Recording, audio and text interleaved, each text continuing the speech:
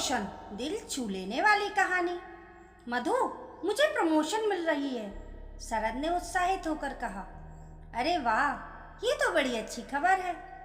बधाई हो, मधु ने भी खुश होकर कहा। थैंक यू मधु, घर आता हूँ तो बात करता हूँ, शरद ने कहा और फोन डिस्कनेक्ट कर दिया।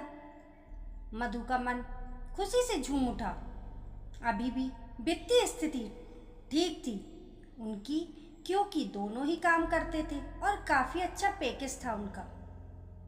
पर प्रमोशन के बाद निश्चित रूप से वेतन बढ़ेगा, सुविधाएं बढ़ेंगी, बड़ा घर ले पाएंगे वे, जिससे कभी कभी मेहमानों के आने पर उन्हें सुविधा हो। ऑफिस की ओर से ड्राइवर समेत वाहन मिलेगा, जिससे उन्हें सुविधा होगी। इन्हीं ख्यालों में खोई हुई थी मधु। इस समाचार के मिलने के बाद शाम को वह 6 बजे ऑफिस से निकली और 6:30 बजे अपने घर पहुंच गई। थोड़ी देर आराम कर उसने चाय बनाकर पी और फिर सोफे पर बैठ गई। आज वह 5 स्टार होटल में शरद के साथ खाना खाने जाएगी। उसने निर्णय ले लिया और इसलिए खाना बनाने का काम टाल दिया। शरद का ऑफिस थोड़ी दूर था, अतः उसे आने में थोड़ी देर हो जाती थी। 8 बजे डोरबेल बजी तो उसने उत्साहित होकर दरवाज़ा खोला। मुस्कुराते हुए शरद ने घर में प्रवेश किया। मधु ने भी मुस्कुराते हुए शरद का स्वागत किया। टाई का नोट खोलते हुए बैग रखते हुए शरद सोफे पर पसर गया। एक बार फिर से बधाई, मधु ने उसका बैग उठाते हुए कहा। थैंक यू, शरद थोड़ा शर्माता थोड़ा खुश होते हुए बोला। मधु शरद के बैग को नियत स्थान पर रखकर आई और पूछा, पोस्टिंग इसी ऑफिस में रहेगी या कहीं और? गैस करो, शरद ने कहा। थोड़ी देर सोचती रही। मधु फिर बोली, पुणे? नहीं, शरद मुस्कुराते हुए बोला। अहमदाबाद? मधु ने अनुमान लगाया। यह भी गलत। मधु की मुस्कुराहट गहरी हो गई। मुंबई? मधु ने झट से तीसरे शहर का नाम बताया। शायद तुम सही अनुमान लगा ही नहीं पाओगी, शरद ने हंसते हुए कहा। अब तुम ही बताओ, पहेलियां ना बुझाओ, मधु ने हार कर कहा।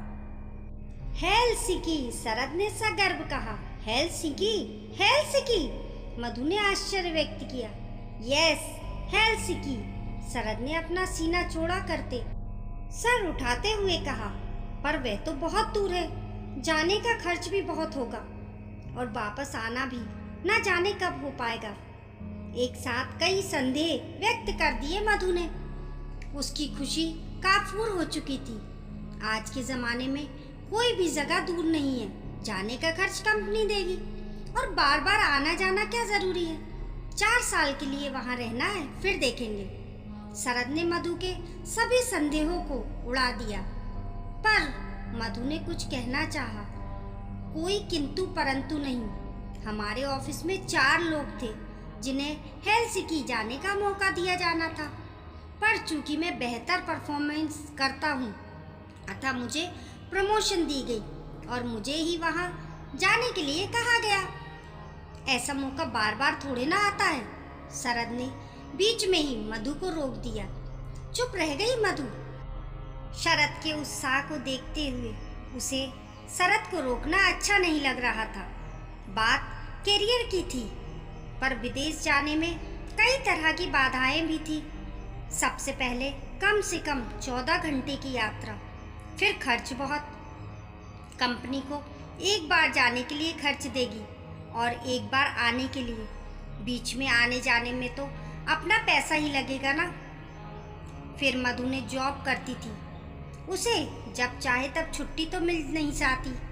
मधु ने चाय और स्नैक लाकर डाइनिंग रूम में रख दिया। इस बीच शरद कपड़े बदलकर वापस आ गया था। चाय की चुस्की लेते हुए वह बोला, हेलसिंकी में तापमान माइनस में रहता है, नवंबर से मार्च के बीच।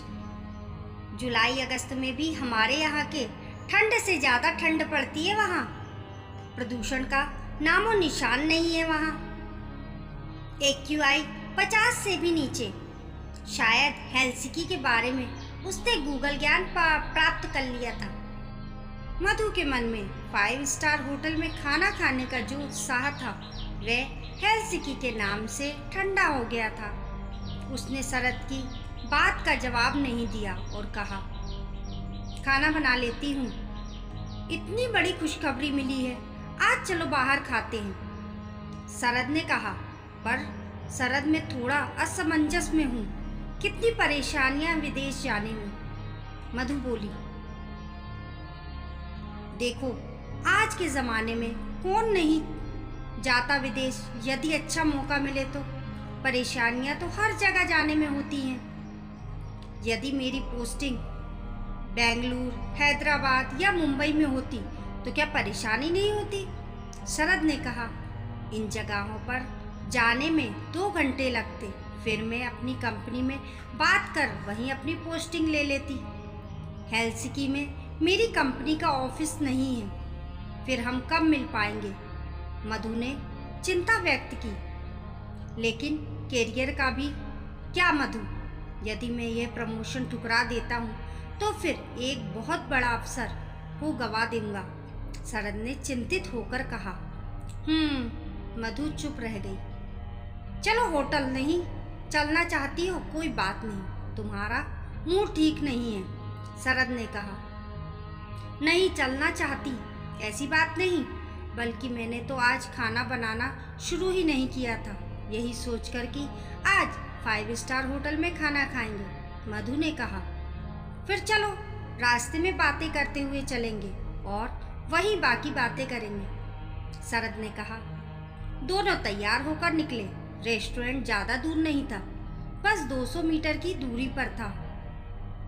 रास्ते में दोनों गुमसुम थे। मधु का मूड तो हेलसिंकी का नाम सुनकर ही ऑफ हो चुका था। शरद ने जब मधु को चिंतित देखा तो वह भी गंभीर हो गया। रेस्टोरेंट पहुंचकर दोनों कुर्सी पर बैठ गए। वेटर आकर ऑर्डर ले गया। ज़्यादा परेशानी है तो मैं मना कर दूंगा कंपनी को, शरद ने कहा। उसकी आवाज़ में उदासी थी, पर कैरियर की भी बात है। अब मधु भी इस बात को समझ रही थी। देखो मधु, इतना तो पता है कि मुझे 4 वर्षों के लिए जाना है। 4 वर्षों तक दूर रहने के कारण हमारा संबंध कमज़ोर नहीं होगा। फिर बीच बीच में आना जाना लगा रहेगा। हर महीने ना सही 4-6 महीने में तो आना जाना होगा ही। आजकल तो ऑनलाइन काम करने के लिए भी कंपनियां अनुमति देती हैं। कभी मैं यहाँ आ जाया करूँगा, ऑनलाइन काम करने की अनुमति ले लूँगा, कभी तुम वहाँ आकर ऑनलाइन काम करने की अनुमति ले लेना, शरद ने कहा। इस बीच वेटर स्टार्टर लाकर रख गया। दोनों स्टार्टर लेने लगे। हाँ ठीक है। एकाएक विदेश में पोस्टिंग सुनकर मैं घबरा गई थी। हम दोनों मिलकर प्लान बना लेंगे। कैरियर में इतना बड़ा मौका हमेशा नहीं मिलता, और आज के ज़माने में दूर रहकर भी एक दूसरे के संपर्क में रहना कोई बड़ी बात नहीं है। मुझे थोड़ा समय दो एडजस्ट करने के लिए, मधु ने कहा। और फिर भी अगर तुम इससे सहमत नहीं हो तो मैं इसे ठुकरा दूंगा। मेरे लिए तुम्हारा साथ किसी भी चीज़ से ज़्यादा महत्वपूर्ण है क्या? शरद ने मधु की आंखों में प्यार से झांकते हुए कहा। मधु को ये बात सुनकर बड़ी राहत मिली। जब शरद उसे इतना महत्व देता है तो उसे भी शरद के करियर के लिए सहयोग करना होगा। बोली, बस कल तक का समय दे दो, सवेरे तक स्पष्ट कर दूंगी। अब वह काफ़ी हद तक सामान्य हो गई थी। दोनों खाना खाकर वापस आ गए। दूसरे दिन दोनों अपने अपने ऑफिस के लिए निकले। मधु के मन में हमेशा यही ख्याल कौंधता रहता था कि क्या 4 साल के लिए शरद का विदेश जाना उचित होगा। उसने कई दंपतियों के जीवन पर विचार किया। कई लोग साथ रहने के बावजूद भी एक दूसरे से झगड़ते रहते थे, तो कई दूर दूर रहकर भी बड़ी समझदारी के साथ जीवन जी रहे थे। वे अंत में इसी निष्कर्ष पर पहुंची कि उसका शरद के साथ इतना बढ़िया तालमेल रहा है कि दूरी से कोई फर्क नहीं पड़ने वाला था। थोड़ी बहुत परेशानी होगी तो उसे झेल लिया जाएगा।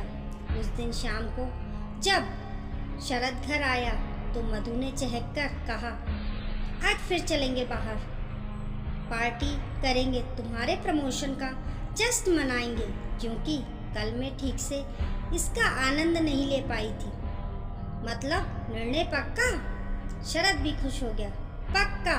शरद के ऑफिस बैग को नियत स्थान पर रखते के लिए ले जाती हुई वह बोली, दोस्तों आपको ये प्रमोशन कहानी कैसी लगी कमेंट करके ज़रूर बताइए और पसंद आने पर लाइक और शेयर करें। ऐसी ही अच्छी अच्छी कहानियों के लिए चैनल को सब्सक्राइब करना ना भूलें।